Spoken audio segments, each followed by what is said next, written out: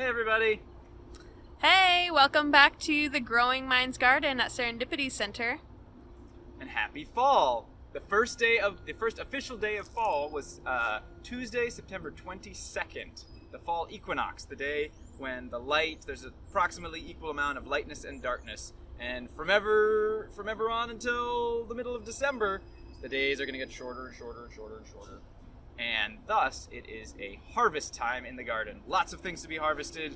Both things that are fresh, like salad greens and pole beans and bush beans and celery, to things that are storage vegetables, like winter squashes and potatoes, and even things like carrots and beets that are root crops can be stored through the winter if kept properly. So we're going to show you what we're harvesting and what's growing now and how we're preparing for the winter.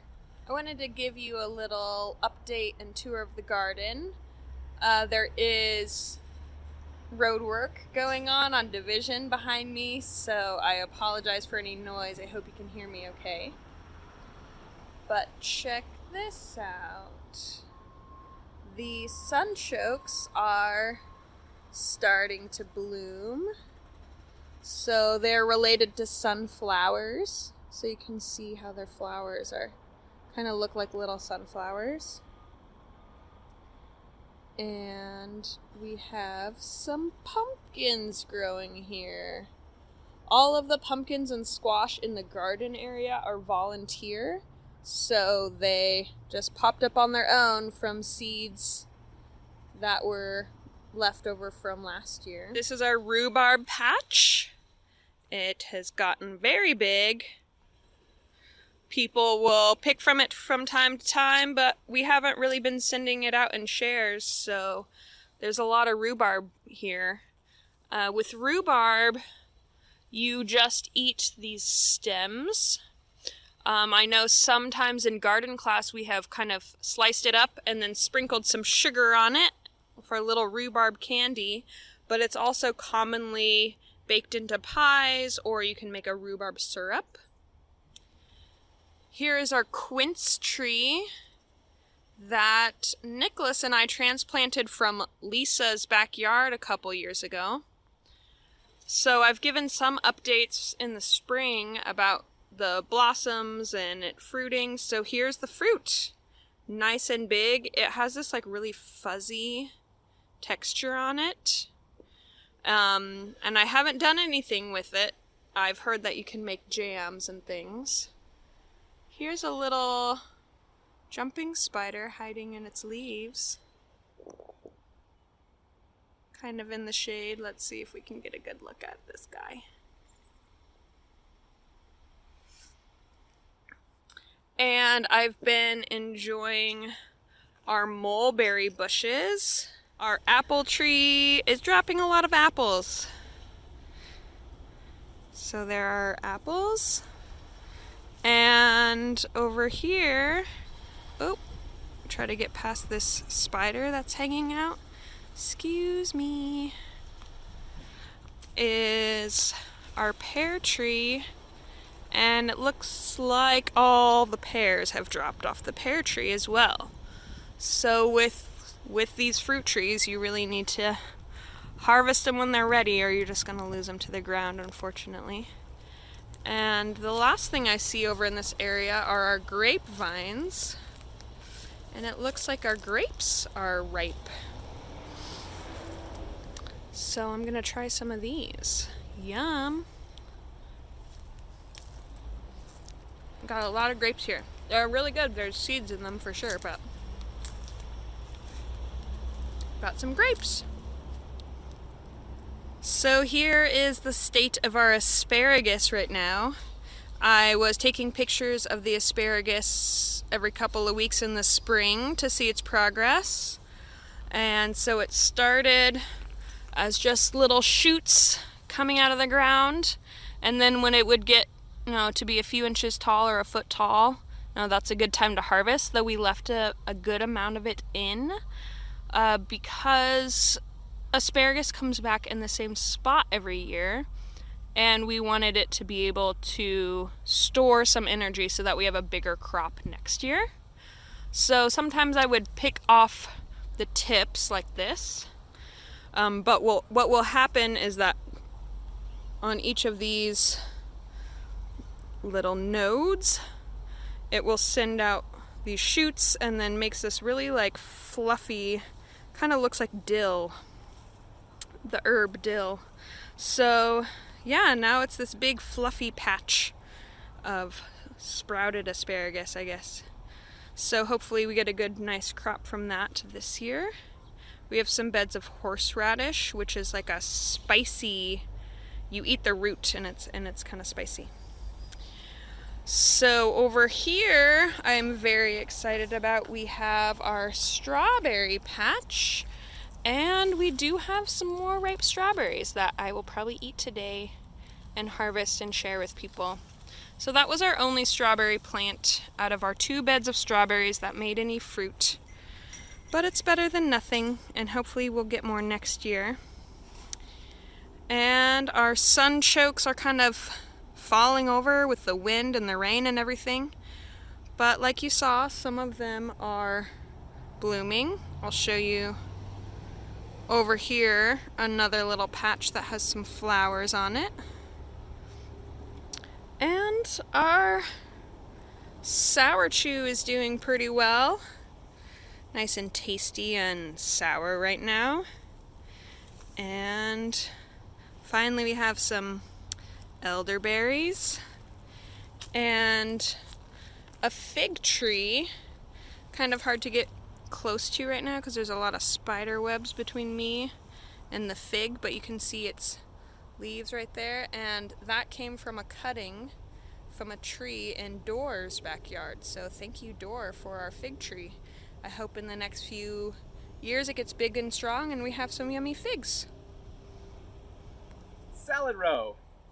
We are harvesting salad from our salad row, which includes arugula and kale and some lettuces, but they didn't do very well in the break before we came back, and they were in this part of the row, and all the weeds that grew up around them kind of knocked them out, so they're not here anymore.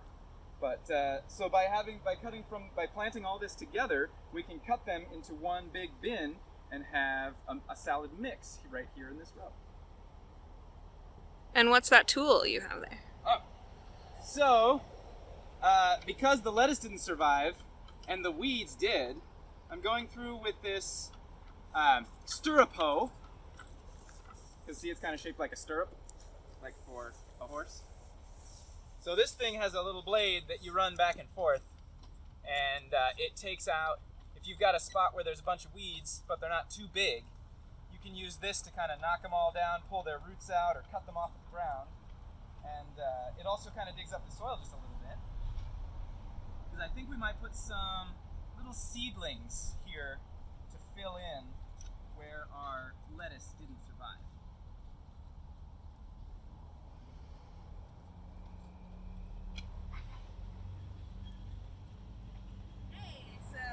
Harvesting potatoes. We're going back through this row to make sure we have everything. So I'm using this spading fork to go in, loosen up the dirt, and fill in this hole here, and then just gently check and see if there's any potatoes there. So here we got some. There we go. Nice looking purple potatoes. Every once in a while, I might stab one with my spading fork, but that's okay. We can just wash it off and cut it up, and it'll still be good. Ooh, here's a nice rotten one. That one, we will not eat that one. So there are our potatoes. So you can see in this row, the greens have all died back. In these rows over here, we're gonna leave them in while they're still growing. And once they die back more, they'll be ready to pull out of the ground. Turnips and turnip greens. Both are edible. The turnip is the root part, and the greens are the green part. When we plant them, we planted them by seed. So we put a bunch of tiny little seeds in the ground, and more seed was planted than turnips, roots that we want. So now we're going to thin them. And thinning them gives us two things. It allows more room for the turnips that we want to grow to get bigger, and it also gives us a harvest of greens to eat. Turnip greens taste a little bit like mustard greens. They're kind of mild, like a mild mustard, cabbagey flavor. They're in the same family as cabbage and kohlrabi and broccoli. So I'm thinning them all out, and as I go through, I'll just pull out the ones. I'll give them, about 2 inches, like a peace sign apart, because that's what we want for the roots to grow bigger. They need a little bit of space. And because we've let them grow a little bit already, we can kind of see which ones are the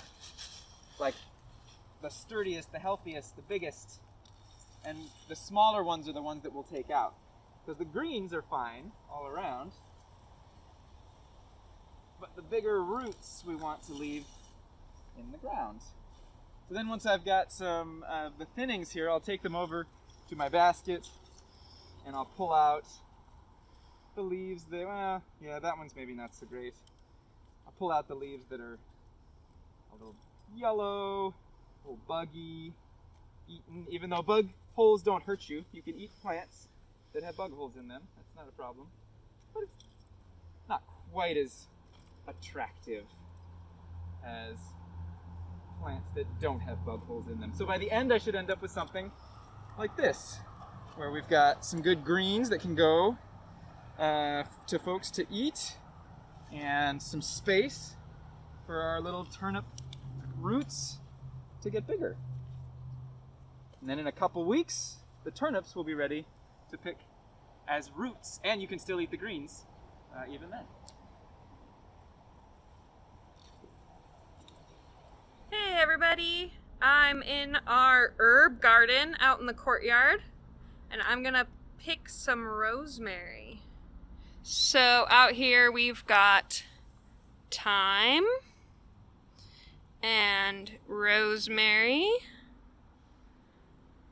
and some chives, which are kind of like green onion, and sage, all delicious herbs. So I'm going to trim some rosemary to send out to folks. Hey guys, come on in. We're gonna wash off some shards and use a salad spinner. Get it nice and rinsed with straight organic produce.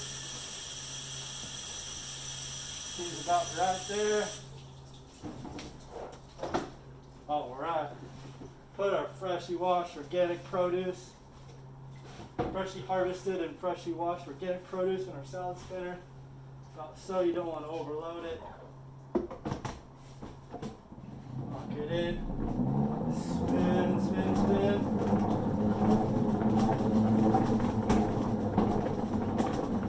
It's a triple force. We're pushing the water to the outside.